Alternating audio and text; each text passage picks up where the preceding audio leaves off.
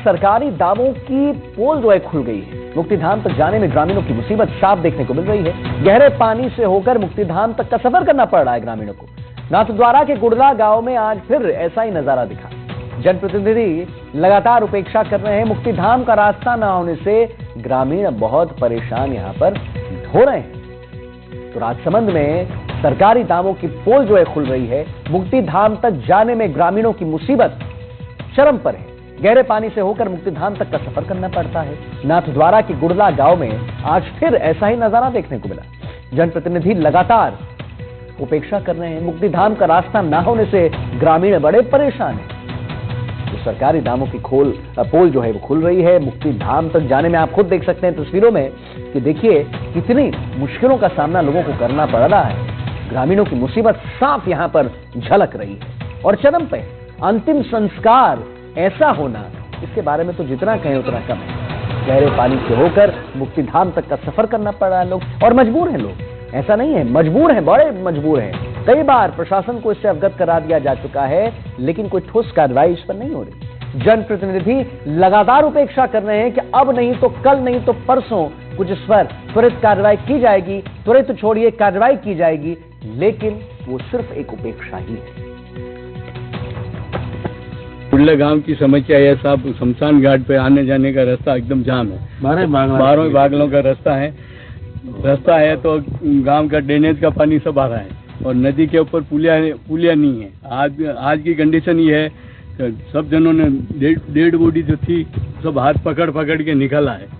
हमारे गांव में जितने भी विकास के कार्य हुए हैं सब में यही दिक्कत आ रही है। जो भी काम है आधे अधूरे हुए हैं, सब जगह ऐसे ही स्थिति बनी हुई है। अभी भी शमशान में आने के लिए हमारे को बड़ी मशक्कत करके आना पड़ा और पुलिया के ऊपर पानी इतना, पुलिया है भी नहीं है और उसके ऊपर पानी इतना, और जो रास्ता है वो भी खराब, रास्ता वो कटा हुआ है और गांव का सारा ड्रेनेज का पानी आ रहा है, तो उसमें हमारे को आने में भी बहुत समस्या हो रही है। यहाँ पे कम से कम पूरा गांव और प्लस चारों बागले हैं जो दूर से यहाँ पे डेड बॉडी लेके आने का रास्ता एकमात्र यही है।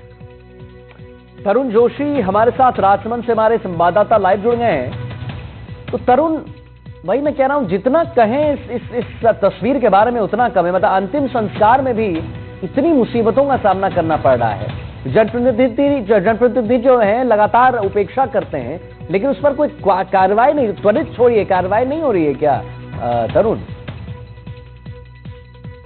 देखिए आदित्य, जो गुड़ला पंचायत है, यहाँ पिछले कई लंबे समय से समस्या बनी हुई है और हर चुनाव में ये मुद्दा बनता है। जनप्रतिनिधि स्थानीय अधिकारियों को अवगत कराया गया है, ग्रामीणों द्वारा कई बार लिखित में शिकायत दी गई है, लेकिन सबसे दुर्भाग्यपूर्ण स्थिति है कि जब मानसून का सीजन आता है और बनास नदी में पानी होता है, उस वक्त ग्रामीणों को कई वर्षों से समस्या से रूबरू होना पड़ता है और लेकिन अब तक इसका कोई समाधान नहीं हो पाया। पिछले जो कार्यकाल था, जो सरपंच अभी प्रशासक है, उनका ये कहना है कि इस संबंध में प्रस्ताव भी लिया गया था कि यहाँ पर ये जो बनास नदी की है, इस पर पुलिया बना दिया जाए, ताकि ऐसे समय पे, क्योंकि सबसे बड़ी बात यह 12 बागले यानी कि आधा दर्जन गाँव इससे प्रभावित है। इस साइड उनका निवास है और उस साइड इसका मुक्तिधाम है।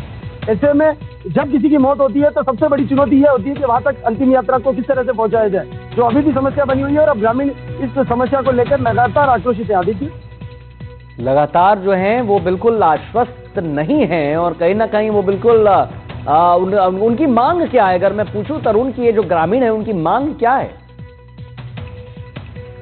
देखिए, ये जो आधा दर्जन पंचायत और राजस्व गांव है, यहाँ रहने वाले लोगों की ये मांग है कि जो बनास नदी बीच में निकलती है, इस नदी के ऊपर एक पुल बना दिया जाए, ताकि नदी में जब मानसून सीजन में जब ये नदी बहती है तो वो पानी की आवक होने के बाद ये पुल का उपयोग किया जा सके।